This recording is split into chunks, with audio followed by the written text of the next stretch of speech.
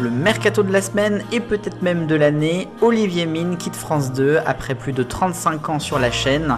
Le maître du fort va sur M6 à partir du mois de septembre.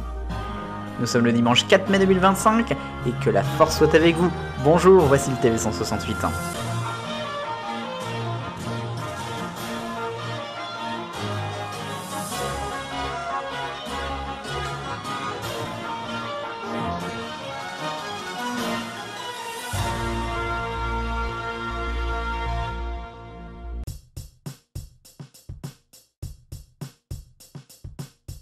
C'est un véritable couteau suisse du service public qui a annoncé un mercato surprise.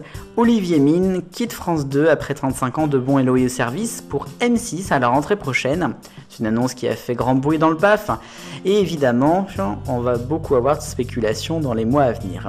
Tout d'abord, petit rappel de sa carrière, il a commencé en tant que speakerin dès le début des années 90, sûrement l'un des derniers d'Antenne 2.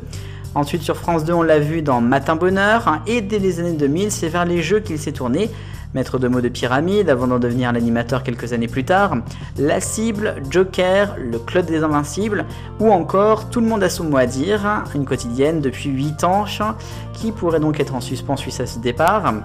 Et puis aussi c'est un animateur des grands rendez-vous comme l'Eurovision, les victoires de la musique et puis on l'a vu aussi plus récemment à l'Eurovision Junior.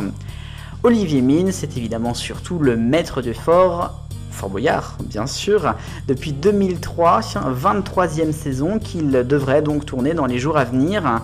Il y a eu un petit léger suspense à ce sujet, mais ça a été confirmé. Olivier Mine donc part sur M6, alors qui pour le remplacer à Fort Boyard? Beaucoup de spéculations, Cyril Ferraud, Bruno Guillon, Laurent Luyat, une femme, un duo, on a plein d'idées, donnez-moi votre avis en commentaire. Et alors que va-t-il faire sur M6? C'est une autre question que l'on peut se poser. Moi je mise sur la présentation d'incroyables talents, mais il peut y avoir aussi d'autres formats qui ne sont pas encore à l'antenne, et puis peut-être des choses totalement différentes. En tous les cas, c'est un départ qui va ne laisser personne indifférent, je crois.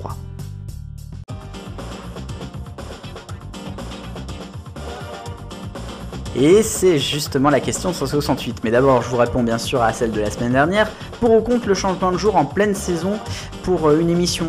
Et ben vous avez répondu en majorité contre à 83%. 17% d'entre vous sont pour quand même. Je trouve ça drôle, mais pourquoi pas. La question donc liée à Fort Boyard. Qui pour présenter Fort Boyard du coup à l'été 2026? Je vous ai donné 3 choix, mais il peut y en avoir plein d'autres, comme je l'ai dit.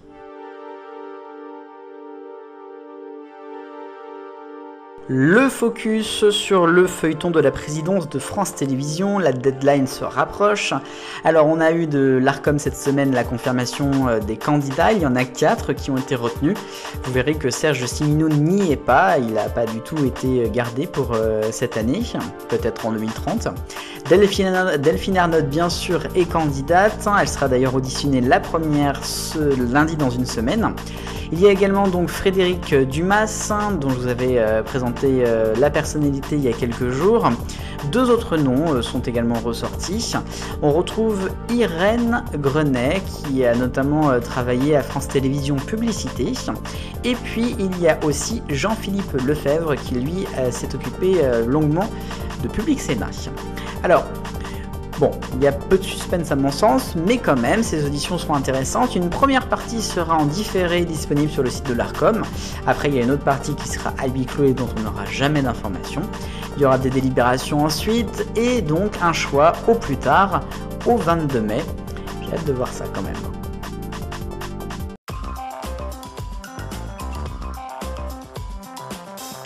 Le rayon des autres actus de la semaine, et c'est une porte de sortie, enfin, pour le dossier Ligue 1 et football français.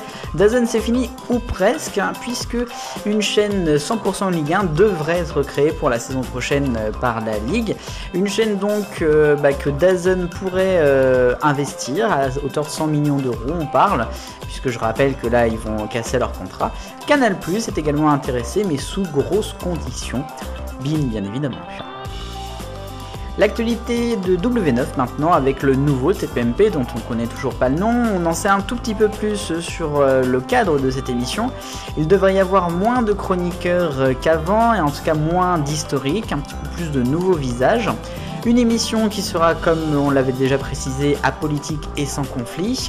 Une émission qui devrait tourner au même endroit qu'avant, dans la Canal Factory, oui, celle de Vincent Bolloré.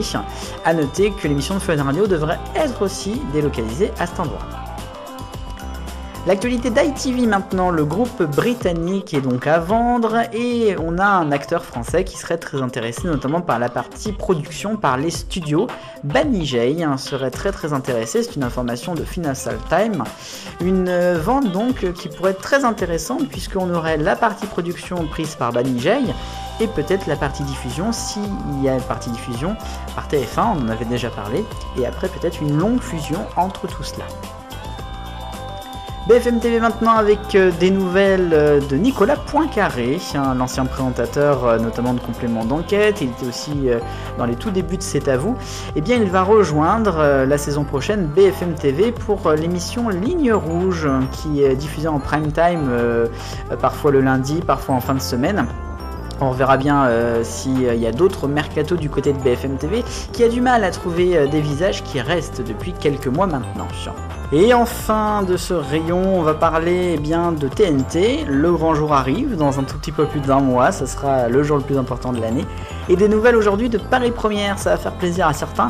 Rendez-vous sur le canal 26 à partir du 6 juin.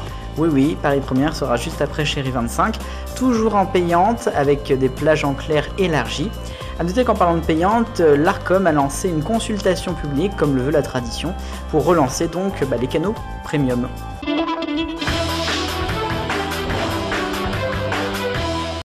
Les points très rapidement sur la presse télé, je vous annonçais au mois de décembre dernier un nouveau bimensuel, Programme Télé 15 jours. C'est un magazine donc qui propose les grilles, on va pas le présenter. Il ressemble énormément à un autre, Télé 15 jours, qui lui a été lancé en 2019. Bataille judiciaire a donc été créé à cause de ça. Alors le premier appartient à Prisma Media, donc Vincent Bolloré. Le deuxième à RL Mags. Eh bien, figurez-vous que c'est RL Mags qui a gagné. Et donc Prisma Media va devoir arrêter Programme Télé 15 jours, ordonner le retour de tous les exemplaires déjà imprimés. Et en plus, une amende de 50 000 € pour Bolloré.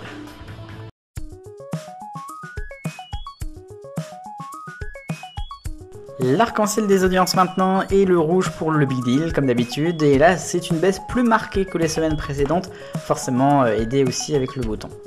La nuit des Bollières est en orange sur France 2 et là aussi grosse baisse sur un an, en dessous les 800 000 téléspectateurs. C'est Fort Boyard donc en jaune sur France 2 avec l'épisode spécial 35 ans, seulement 1 300 000, un soir d'école en même temps, quelle idée. En vert, la carte au trésor, un petit peu mieux, donc 1 600 000 vendredi sur France 3, retour en hausse sur un an. Ensuite, le bleu clair, c'est pour Canal+ Foot avec du football, le mardi 2 700 000. TF1 ensuite est en bleu foncé avec Massinger de retour stable en téléspectateurs et puis un tout petite hausse part de marché. Et puis c'est Rendez-vous en terrain connu qui est en violet sur France 2 mardi. 3 millions, c'est toujours bien avec le retour de Frédéric Lopez. Les audiences mensuelles en rose et pour avril c'était toujours en première position mais qui baisse. A noter belle hausse de France 3 et d'M6, CNews est désormais seul en 6ème position. A noter également qu'on a une toute petite légère baisse pour Arte, mais bon c'est pas énorme. A noter TF1 Série Film 11ème. Sinon, on a de la stabilité pour à peu près toutes les chaînes, sauf la chaîne L'équipe qui baisse un petit peu. France Info, toujours dernière, pour l'avant-dernier mois en 26.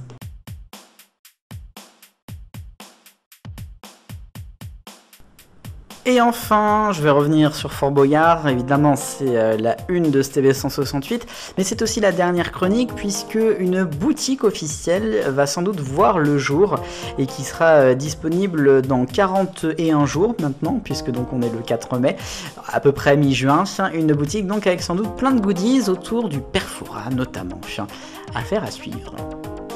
Et ainsi va la télévision française en ce 4 mai 2025. Merci d'avoir regardé l'émission aujourd'hui, j'ai été très heureux de la présenter. Merci aussi à mes comètes qui m'aident beaucoup pour la préparation de cette émission. Je vous souhaite une bonne semaine et je vous dis au week-end prochain. Vive le bonheur, on est tous des millions de copains. Salut!